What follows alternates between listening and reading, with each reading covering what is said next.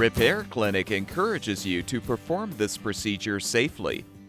In this video, we will show one or more of these icons to alert you when to use caution.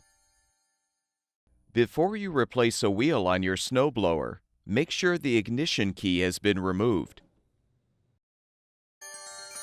Now carefully tip the snowblower forward so it rests on the auger housing. Use pliers to pry off the push cap securing the wheel you're replacing. Slide off the old wheel. Install the new wheel by sliding it onto the axle. Realign the push cap, then position a 9/16" socket and strike it with a mallet to secure the cap. Return the snowblower to its upright position. With the repair completed, reinsert the ignition key, and your snowblower should be ready for use.